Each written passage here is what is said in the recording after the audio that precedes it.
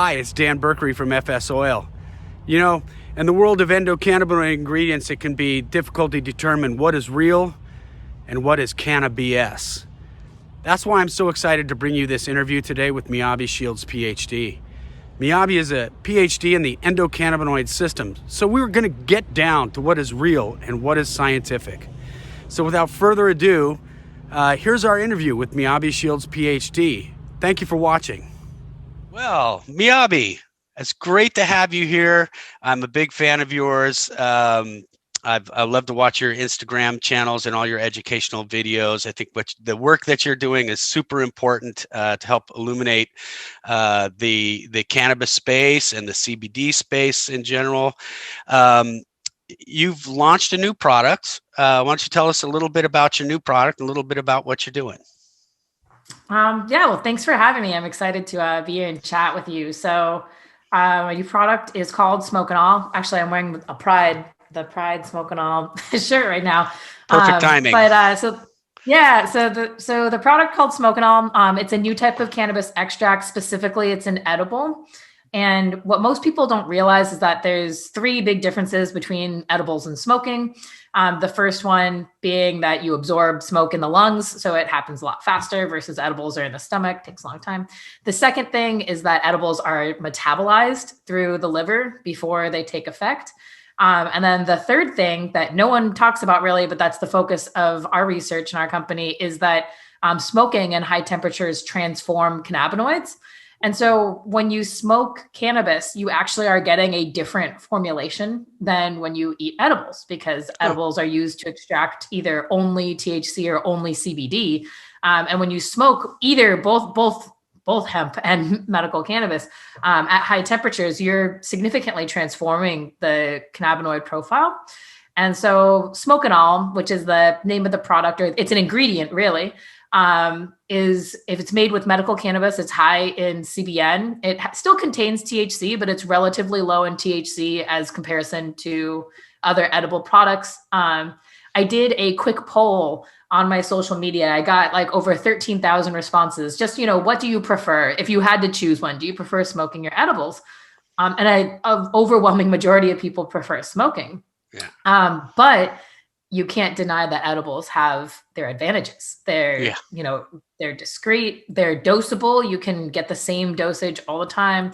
They last longer. They have a longer duration of action. So the product is trying to get somewhere in between those two, where you have the advantages of an edible, but the effects that are like a little more comparable to smoking. It won't be identical. There's, other parts of smoking that are still going to be different.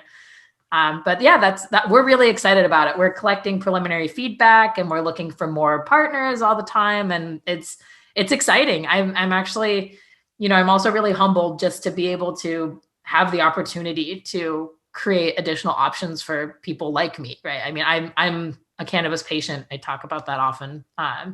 And I did this because I didn't see, both me and my business partner have chronic conditions and didn't see the types of things coming to the market that we thought maybe should be available for other people, or I guess a push to innovate in a way that helps people who are trying to use cannabis and not necessarily just use the most THC.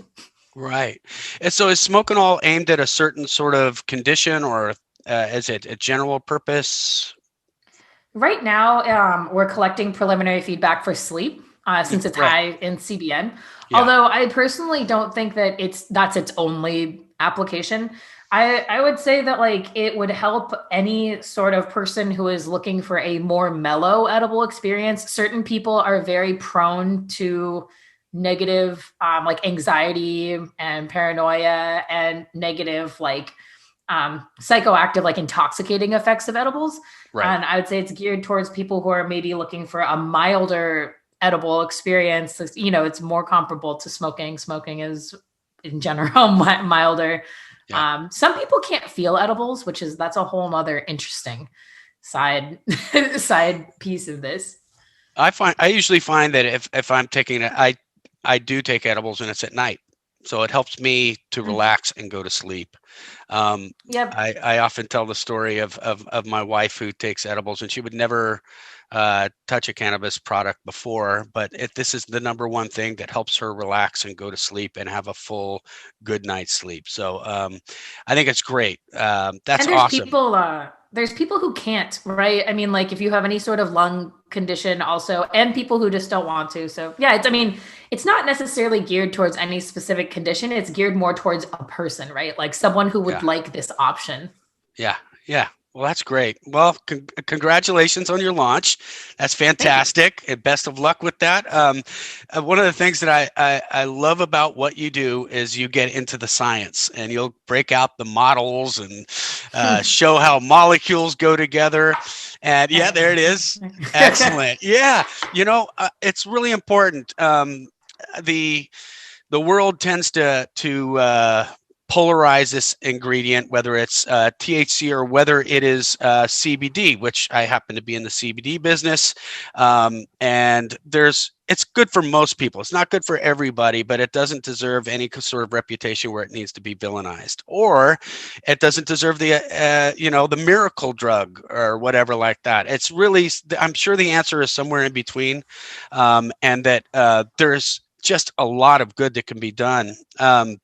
But I kind of want to get into your background and what you do, because there's an interesting word in here that I hadn't heard before that I'm interested to find out about. And I looked at your bio, and it said your focus was on, and I may say this wrong, icosanoids. Icosanoids, is that right? Icosanoids.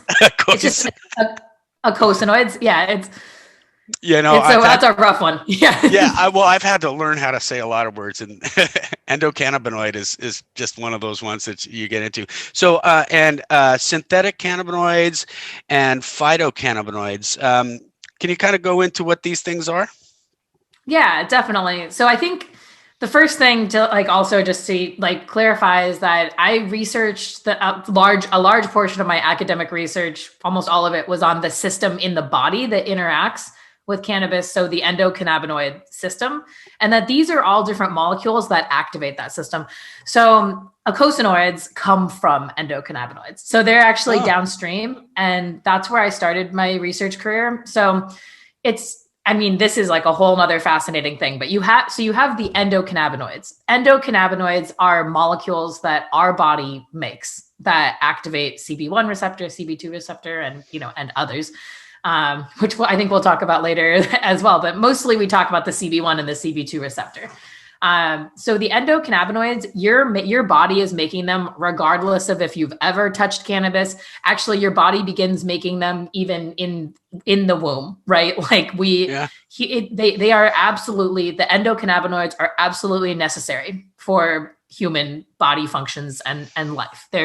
I'm biased, but I think they're the most important signaling molecules. They control, in many ways, they control and regulate serotonin, dopamine, oxytocin, GABA, all the other better known neurotransmitters.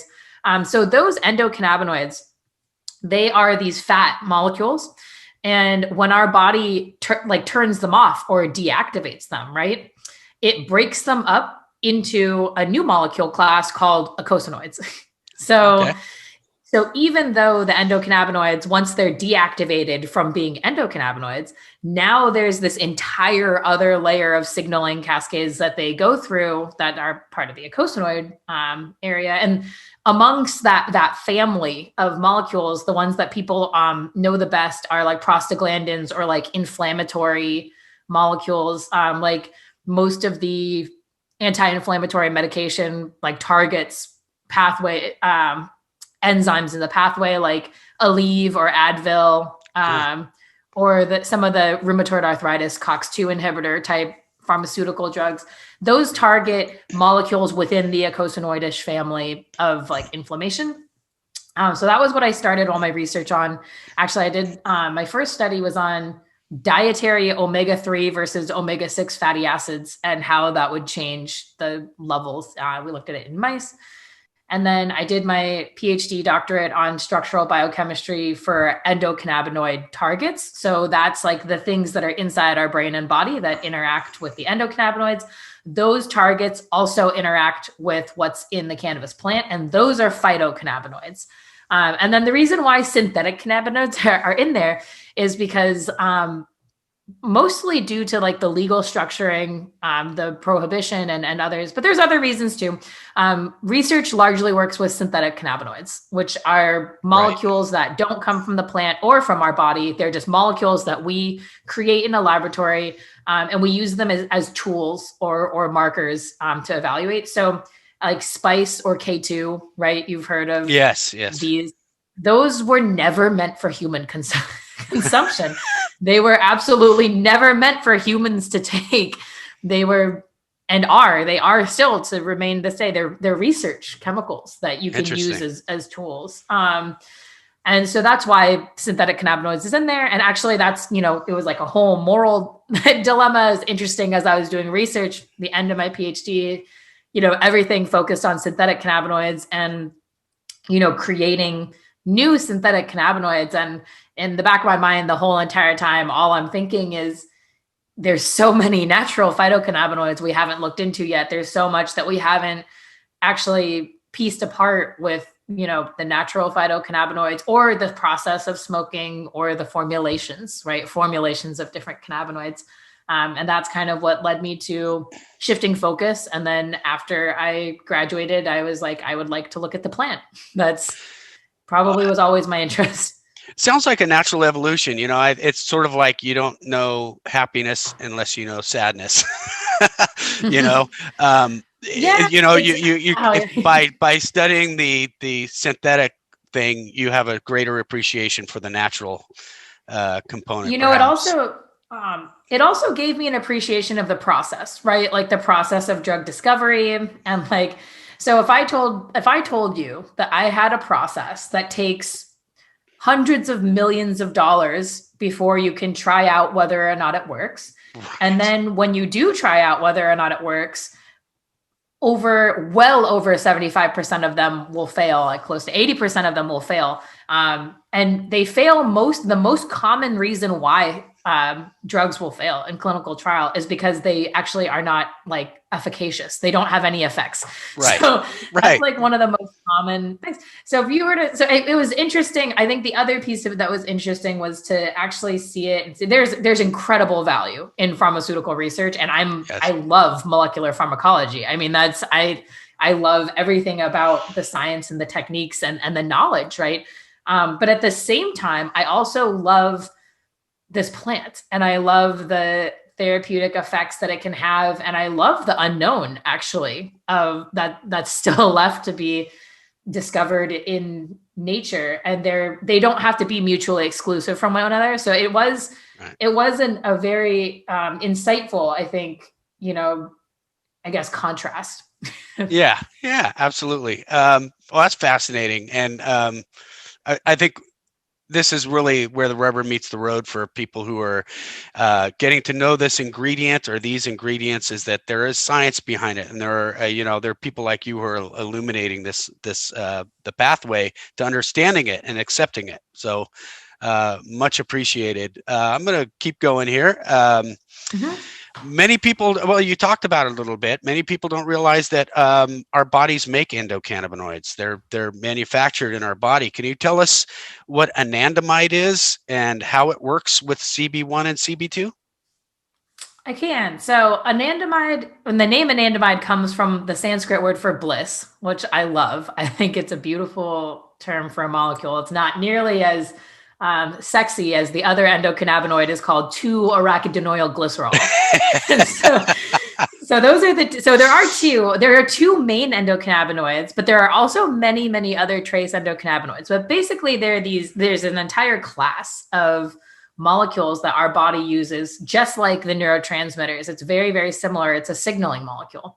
And what this signaling molecule does is it's used to control certain processes in the brain and body. So the three big processes that controls, right, is overall brain activity. That's one thing. I mean, that's huge. Metabolism, so like fat to sugar ratio metabolism, and the immune system and or inflammation. But, inflammation is actually just a piece of the immune system.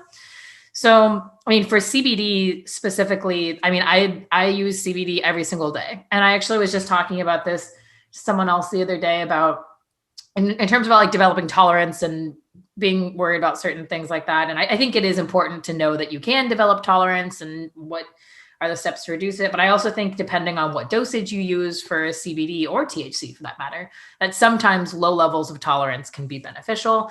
And what that is changes in the endocannabinoid system.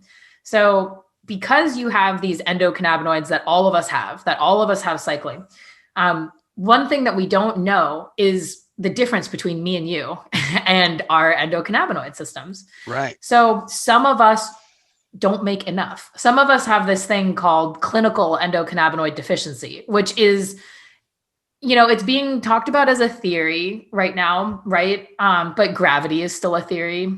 Right. And evolution is still a theory. Right. So I also want to just say, in my opinion, there's been a decent amount of evidence out there that mental health, gastrointestinal disorders, and chronic pain all have this overlapping feature where people can experience dysregulations in your endocannabinoid system.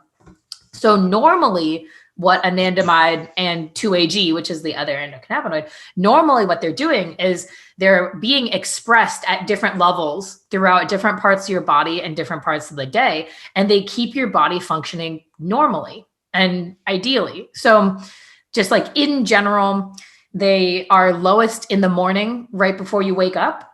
That's when they're at their lowest. That also happens to be the time when a lot of people get migraines or seizures. And it's also the time when people who have like hyperemesis or like cyclical vomiting symptoms, it's interesting. I believe it is linked to that. So that's when your endocannabinoids are at their lowest. And then generally speaking, they're at their highest, like a little bit after lunchtime or around the middle of the day.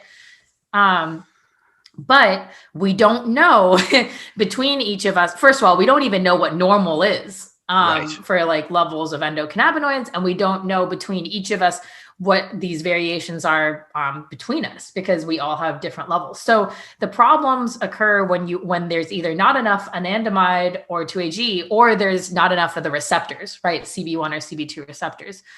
Because what these molecules do is they're going around the body and they're turning on the cannabinoid receptors and turning on very specific signaling pathways to maintain what we call homeostasis, which is just balance. It's trying to maintain balance in the body. So in the simplest terms of it, at least anandamide, it turns on the CB1 receptors, and that is what causes the effects. It's very similar to what causes the effects of cannabis. So I've got a question. You mentioned that there might not be enough CB1 receptors or something like, or CB2 receptors, for example, or too many, or too many. Yeah. Really, is that something that is modulated? I mean, does that come and go, or is that just sort of a function, or do we know if it's just some people don't have as many as others, or? There's probably a genetic factor in there. There's also, it's a chicken or an egg situation. So like, for example, there's been studies that show that children who've been diagnosed with autism have lower levels of endocannabinoids circulating. Because it's in children, you're wondering maybe it's not environmental, assuming that these children that are younger haven't been exposed to cannabis yet, right? Then there's also studies that have been done on people who have been diagnosed with PTSD. And that in general, people who have experienced trauma in their lives also have lower circulating endocannabinoids, and that they also have higher levels of the receptors. They have more CB1 receptors. Because when your body, it's like your body is trying to compensate. So if you in general, it seems, if you have low endocannabinoids, your body tries to compensate by having more receptors available. Interesting. And it's a chicken or an egg, because who knows if somehow having those more receptors is what caused you to have lower endocannabinoids. But the interesting thing is that using cannabis does change the layer levels of receptors. I haven't seen anything. This is something I should look into, about the levels of endocannabinoids and how it changes. It definitely could do like short-term changes in endocannabinoid levels just by inhibiting their enzymes. That's definitely possible. But in terms of the long-term, I'm not positive. I do know that long-term use of THC cannabis, generally speaking, will decrease the level of CB1 receptors in your brain lower and lower. Right. So as like an example I used before with PTSD, people who have been diagnosed with PTSD, let's say you have too many CB1 receptors, right? Like that's part of what's causing your symptom. That in that case, actually developing tolerance and using cannabis regularly to lower the number of those receptors could be extremely beneficial, right? Yeah. The real problem is that we don't yet have enough information, specifically to like parts of the brain are different, right? Different areas of the brain. And then like you mentioned, like what determines it with like genetics and the environment, like nature versus nurture, and then epigenetics. There's a lot left to look into. Yeah. That's fascinating. Certainly a lot to chew on. So our bodies are essentially reacting and responding, and receptors can come and go. It sounds Always. like. Yeah, they can come and go. All right. That's fascinating. I didn't know that. And thank you. I think generally what happens, right, is this is not for the CB1 receptors either. This is for every receptor system. Your body is always in a flux of deciding how many do we have and then how many do we need tomorrow. So that's just true for every receptor in our bodies. Our bodies are it's amazing. Yeah. Adaptive machines, really incredible. Can you take us through what happens when I take a 25 or take 50 milligrams of CBD and it goes into my body? What happens? Okay. Yeah. Like an edible. We're going to go with I take 2 capsules every day, 2 25 milligram capsules. Well, so this is, I won't get into the pharmacology of it because CBD's pharmacology is extremely complicated, but I'll take you through the general aspect of it. So in the beginning, so basically first it goes through your stomach and then it's in your small intestine. That's where it gets absorbed. Most of the cannabinoids, when they get absorbed, there will be some metabolism, but CBD actually is mostly unmetabolized. There are metabolites, but it's not like the same as THC, where like there's a major metabolite that causes a change in activity. A decent amount of CBD actually gets excreted without being changed at all. So there are metabolites, but a decent amount of it stays just as CBD. So now it's gone through your small intestine, it's gone through the liver, and now it's in your bloodstream, and it's getting delivered all over your body. There are, in terms of like traditional pharmacology, there's estimated to be like over 60 potential targets in the body that CBD will bind to. But if we were to think about just CB1 receptor, to piece that one apart, CBD has been shown to be what's called a negative allosteric modulator at the CB1 receptor. That's a fancy way of saying that it dims the light switch down. So and CB1 is what THC attaches to, right? And this is one of the reasons why CBD mellows the effects of THC. If you've ever had a 1-to-1 or a 4-to-1 or adding CBD, I essentially never use THC without CBD anymore. That's just a personal preference of mine. Sure.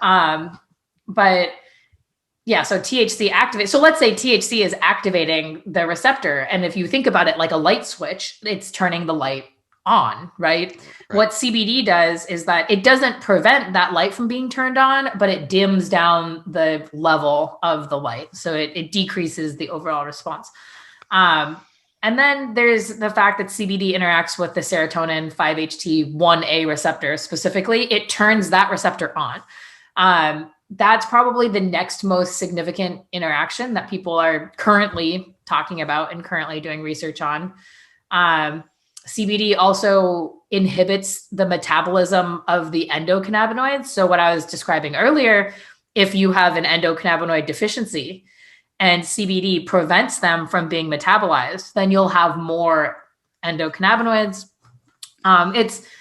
There's many mechanisms that it possibly is acting between, but basically it's in your body, and then that's when it starts to have these changes. And I think personally that it's called promiscuity. When a molecule is promiscuous, means it interacts with a lot of things.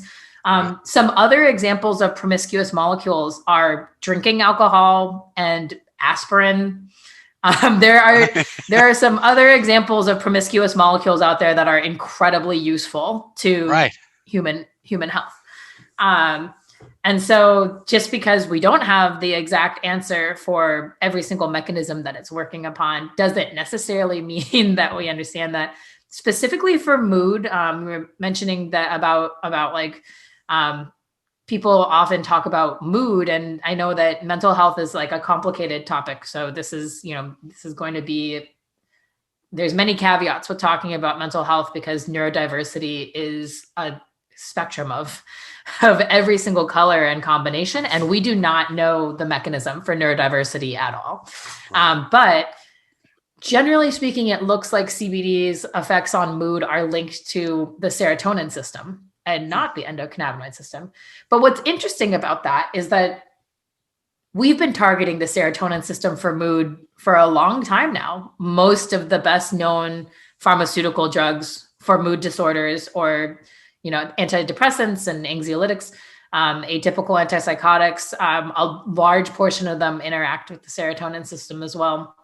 And just one more thought on promiscuity too, is that, as a society, we tend to hold different molecules to different standards.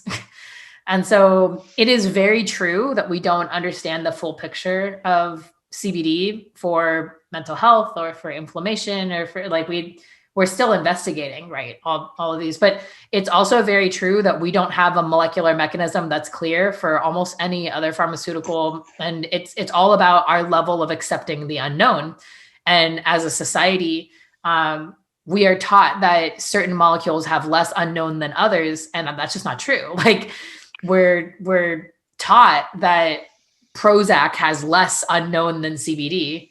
And that's just not true. There's been more clinical trial data on Prozac, sure, but there's thousands of years of less data of human use technically. So it's all about what you value, which is a subjective choice. And there's no reason why they can't exist together in the world. I totally agree.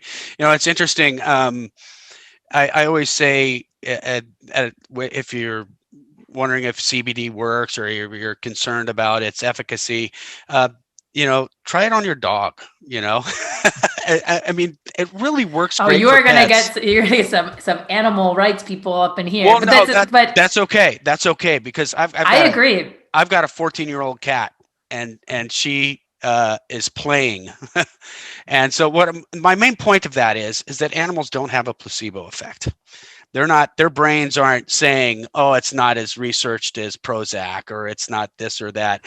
Animals don't have that. They're just either going to play a little bit more, be a little bit happier as they age, and that sort of thing. We know our animals. My opinion of it is that we, like owners who love and spend the most time with their animals, so because of COVID and working from home so much, my cat actually has developed like a lot of anxiety when we leave, like separation anxiety, because he is used to us being home all the time. Absolutely. And so I started giving him a little bit of our CBD product, and it helps him, and he's not as anxious. And put it in salmon oil or olive oil, like as a carrier. Exactly. And it doesn't take as much. And I don't mean to say just give your dog something or whatever like that. They're pet formulations. And if you know enough about it, you can give them less. Right. But main point being is that, you don't, there, like you said, there are not a lot of studies out there for many of these drugs or dietary ingredients, but you can see it actually in effect in a real. And I think. So sorry, I didn't mean to interrupt you. No, you didn't. You're good. I was just saying that most people also too, like it's difficult, specifically with something that is subjective, right? Pain is subjective. anxiety is subjective. My advice, my go-to advice normally is to start a journal and to assign numbers to every single symptom, especially if you have an intentional thing you're trying to reduce. Give yourself a number for how you're feeling and record it and look at that and try to do things for at least a couple weeks before you change something. So, I mean, the way that some of these, there's a few different mechanisms that molecules work specifically for mood, just talking about like mental health, mood, and anxiety. And there's the acute effect, which is right after you take it to maybe like 2-3 hours, sometimes maybe 4 hours. And then there's the long-term effect, which is when you're taking it regularly every single day. And actually a majority of mood disorder medications are based on that second effect, right? Something that's long-term and that you have to take over time and that you don't see the benefit maybe for weeks. And that you won't know about that benefit unless you're conscious. Like sometimes if your anxiety goes from a baseline level of 5 to 3, you wouldn't necessarily know that if it happens so slowly, if you weren't actively, trying to identify that, which is, it's still going to be subjective no matter what. It's still your experience that you're looking at, but it's a lot clearer because, CBD also, it works for a large number of people, but it's not, well, we were talking about this earlier. Yeah. It's not going to work for everyone because it does have a very specific molecular mechanism that it's working through. Well, it's a promiscuous molecular mechanism, but for some people that is going to alleviate their symptoms. And it seems like it's a fairly large population of people. I would argue that it's people in general, the cannabinoids in general are for people who have inflammatory disorders. And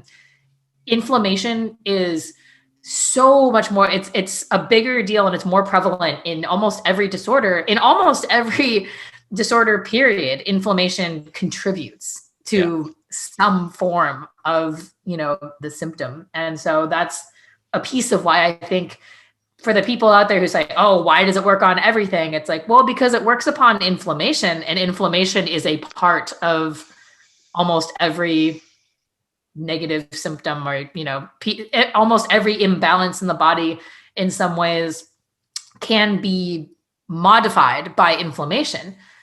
Inflammation is the oldest and most ancient piece of our immune system. So, yeah, absolutely. So what do you think are the hurdles in cannabinoid research? Obviously, as you've mentioned, there's still a lot of work to do, a lot of uncovering of facts and the mechanisms by which these molecules work. What do you think are the hurdles right now?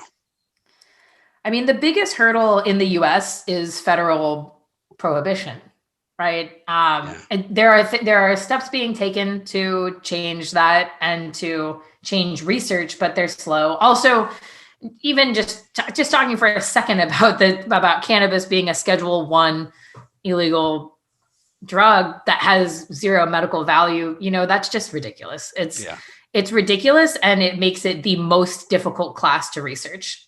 Because if a molecule has zero medical value, then why would you need to research it? Arguably, right? This is like that's a really good point. And so it's part of why it's very, very difficult. And then another piece of it that's complicated.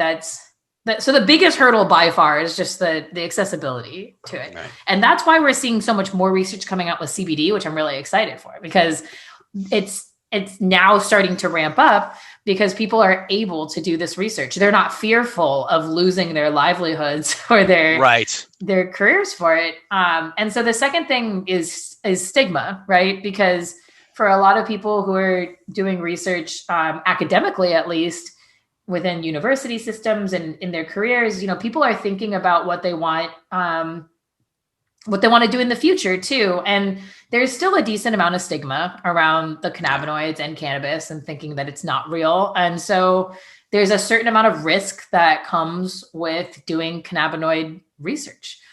Just in terms of what that means about your public facing image as a scientist, right? Right. And so that's definitely another piece, although I think that's also changing. You're seeing more and more scientists talking about it.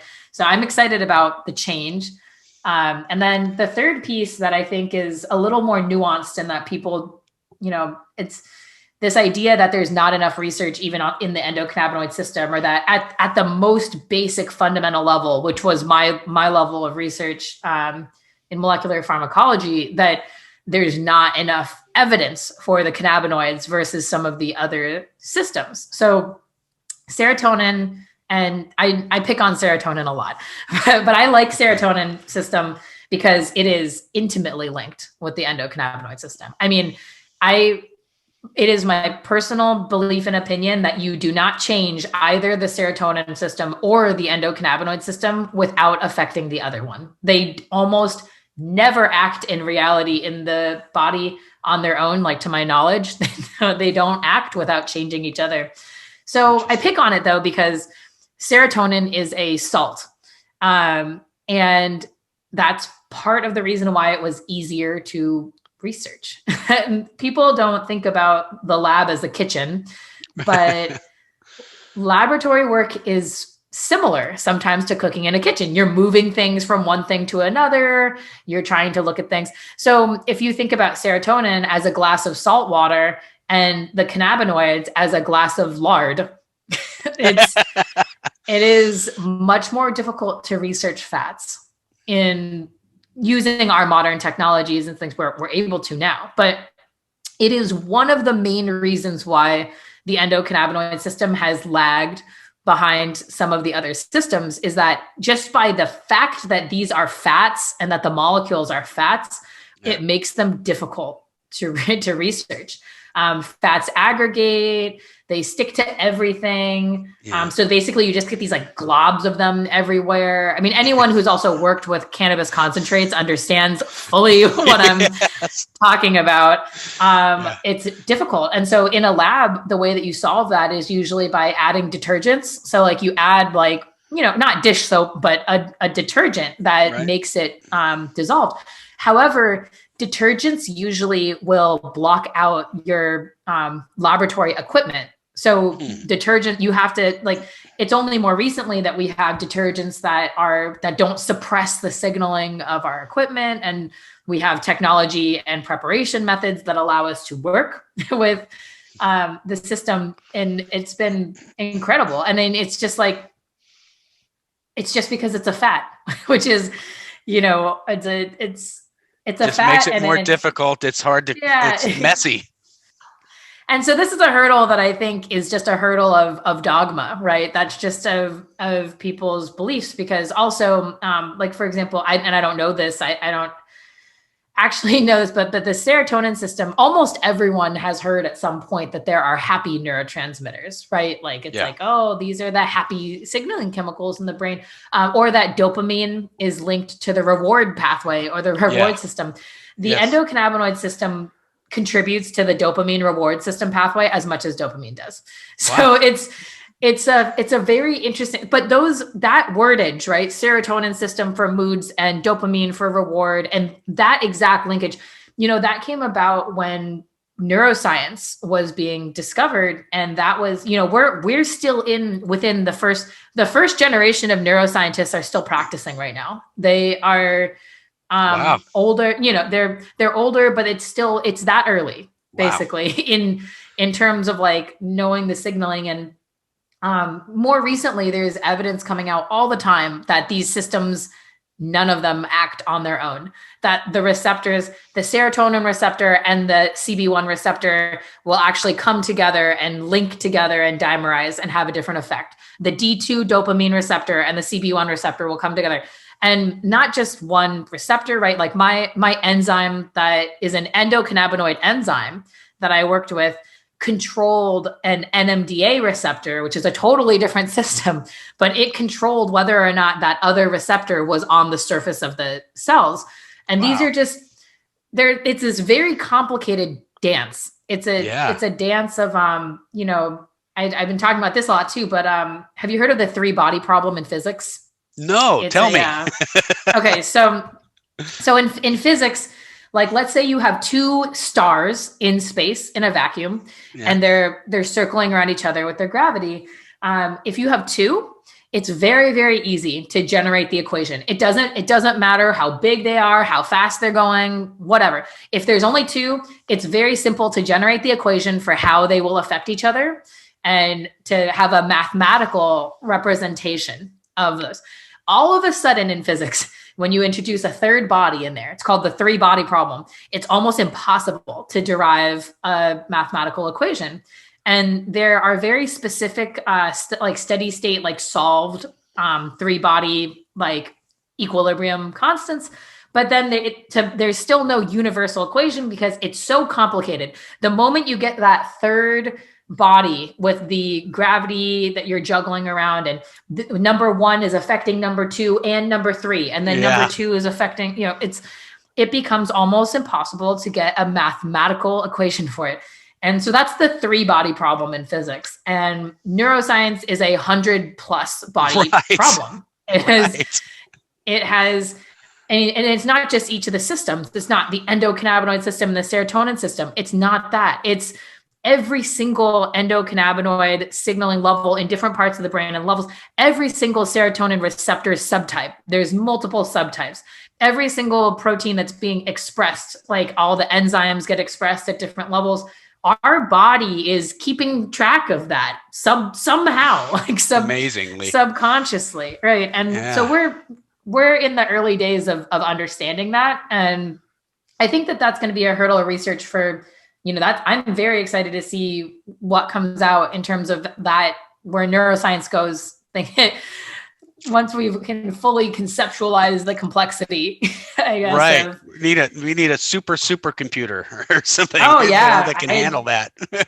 and even then, simulations. I mean, simulations are great, but then there's still other aspects of it that you can't tap into without conscious, right? Like there's the fact that human consciousness is it's undefined in many ways. Well, there's multiple schools of thought, I guess, in which you think about your own consciousness and like cognition or metacognition. But just the fact that if we, this is what therapy is. If you think about your own thinking, you can have active and cause active changes in your neurochemistry. Yes, a whole nother level. I tell people that every day. Think about what you're thinking. Think about what you're thinking. Be conscious. Do that. It can really make a difference. Yeah, sometimes I think that's another piece that not just cannabis and cannabinoids, but that in general, like any sort of pharmaceutical or any sort of drug, any drug, pharmaceutical, recreational, sometimes they alter your brain's mind state. They alter your neurochemistry, and they can be useful tools, to get a different perspective on that, on thinking about your thinking. Yeah. And interesting. And that, like you were saying earlier, with cannabinoids being neither miracle drug or demon devil's lettuce, right? Like it's, molecules are molecules. They're completely unbiased. It's a similar thing to anything, sugar, gambling, any sort of other type of action or activity that it's our intent as humans, I guess, that determines their use, not necessarily what they are, because they're just existing. Yeah, I've got a problem with chocolate, and it's not chocolate's fault. It's funny you mentioned that. Chocolate has endocannabinoid-like molecules in it. Well, I'm not surprised. That's makes me feel possibly, good. I love chocolate. I'm a chocolate fiend. Yeah. So chocolate has molecules in it that are incredibly similar to anandamide. Awesome. Yeah, it's possible that they activate the endocannabinoid system. I actually don't know that there's been research on whether they're like at a significant enough level. But no. I'm not sure it explains my penchant for stealing my wife's chocolate. But she knows now that if there's chocolate in the house, she probably needs to hide it.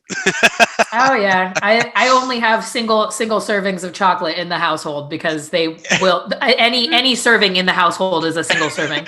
Yeah, exactly. Well, I really appreciate that you're out here and doing this. I've got another question that is going to is sort of like, again, sort of like where you're going. What are the emerging cannabinoids that you're into or you're looking at or that are interest to you?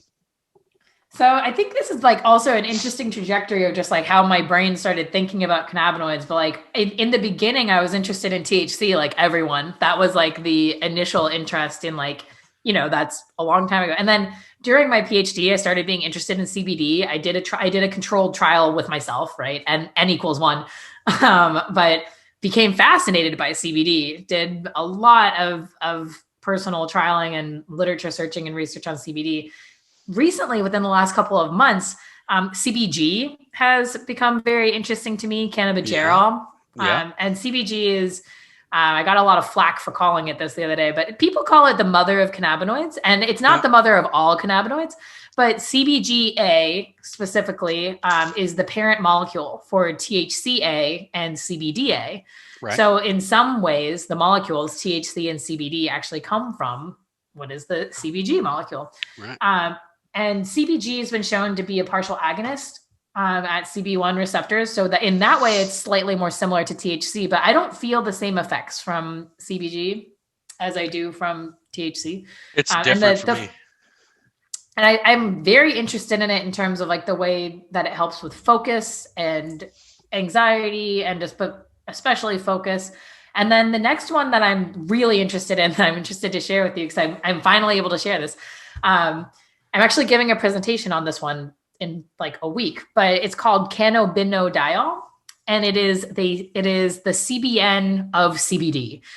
Does that make sense? Yes, it does. Yeah. Okay. It's actually, so Cannabinoid, the short hand is Cbnd. Oh. And it is, so, well, I can actually show you, yeah, I'll just make it real quick. So basically the only difference between Cbn and Cbn and THC is the fact that the top ring has all double bonds in it. And it's the same way basically with CBD and Cbnd, is that all that's changing is the top ring, and the top ring ends up with all double bonds instead of single bonds. Normally there's just one single bond on the top. Actually, I have to change this over from THC too. Okay, so this is I love this part, by the way. This is THC. Let me make sure I have enough stuff going on here. To change THC to CBD, you break this bond. So what we're looking at now is THC? Yep, this is delta 9. Okay, delta 9. And it's delta 9 because the double bond is here. On the 9th. So yeah. So actually, if I moved this double bond right here, that would just be delta 8. That's the only difference. They're very similar. But yeah, so if you break this bond here like this, you end up with this more flexible molecule. And actually you introduce one double bond here instead of this one's a double bond. And then that's CBD. So CBD is more flexible, and that's actually one of the reasons why it's, so basically when you have THC, these two are connected right here. Right. It's and different. then you end up with, you get like a rigid, because there's 3 rings and it's rigid, but CBD, you can have this like 360 degree rotation right here. How's that helpful? It makes it flexible. Oh, so like it can get to places that the other one. Oh, okay. Interesting. So like in the body, things are floating around. They're not like stuck like this floating around. They're like floating around. You know what I mean? Yeah, they are moving in all 3 dimensions. This can rotate in 3 dimensions. And so this top ring, I actually don't have another aromatic. Oh no, I do. So this top ring right here for CBD, see how it only has 1 double bond? Yeah. If you were to add 2 other double bonds right here, that would be Cbnd. Okay. It's essentially the Cbn version of CBD, which I thought was interesting, because when we first were looking at it, we were like, this is just incredible, you know, like it's not new. We didn't discover it. This has been researched. I believe it was in the 70s or the 80s, was when it was first discovered and synthesized. And so it's, it's been around, and I can't find, like, there's not any, to my knowledge, from what I've seen, there isn't anything out there on, like how it interacts with the receptors. I've seen claims that it's an agonist, which would mean that it activates the receptors. I've seen claims of that. But I have not actually seen any data to support it. So that would be big. I've been trying to find the literature. It would be big. It also would be interesting because CBND is present in smoke. So here I've made it. Okay, so this is CBD, right? Okay. And then this would be CBND. So you would change the top ring to look like that. Right. Got it. To have more double bonds. And I think it's so interesting because I smoke hemp flower. And I find that personally, and I know this is something that's currently up for legal debate, a lot of states are banning smokable hemp. But I find smokable hemp to be more therapeutic and have a better therapeutic profile than edible products. And that's just something that I prefer. Although generally speaking, I prefer smoking for other cannabis products as well. But I found that especially interesting with CBND and CBD because it's possible. I mean, it's not just possible. This is present when you smoke hemp flower. So it has a heat reaction, then, sort of like I think CBN converts from THC via like age, right? And heat. Yep, and heat. Yep, it's a dehydration. It's technically a dehydration process. Oh, okay. So is it the same thing with CBD? Yep. Is it? It's the same. Very interesting. Yep. So you're just removing two hydrogens. So dehydrated. Learn something new every day. Well, I've learned a lot from you. This is so great. I am so happy we've been able to have this conversation. Like I said, I follow you on social media. I'm always waiting for your next post because I always feel like I'm getting something valuable and something that I can use to tell people the efficacy from a scientific and educational standpoint of CBD and THC. These are really great products that people should lean into and investigate before they dismiss them out of hand or call them a miracle out of hand. So tell us where we can find you or where people can find you. So on social media, like on Instagram and TikTok, my username is my last name. So Miyabe, or my name, M as in Mary, IYA, B as in boy, E, PhD, no spaces. So that's on either Instagram or TikTok. And then for my company, the website is just www.smokeandall.com. And it's just my shirt, just spelled like this. So SMOKE, so smoke. And then NOL.com. And actually, if you want to know more about like heat reactions, there's a lot of videos on there. My company sponsors a free educational YouTube. That one's more in detail than like my social media is mostly like like you've seen like little 30, 60-second clips of information. And then the YouTube channel that's sponsored by my company does more scientific presentations. I post my like academic presentations on there. So I actually gave a talk at the American Chemical Society this year on CBD and mental health. And I put the whole presentation on the YouTube. So if anyone is interested in what would be sort of it's not quite to the level of like the academic scientific presentation. I altered it a little bit, but it still gets in the weeds there. So if anyone's interested in that, that would be a good place to check it out. Well, I'll be there. I really appreciate it. And I suggest other people get there as well. Get some of this great information. Miyabe, thank you so much for being with us. Miyabe Shields, you're awesome. And keep doing the great work you're doing. I really appreciate it. Well, thanks so much for having me, Dan. I really enjoyed this conversation. Yeah.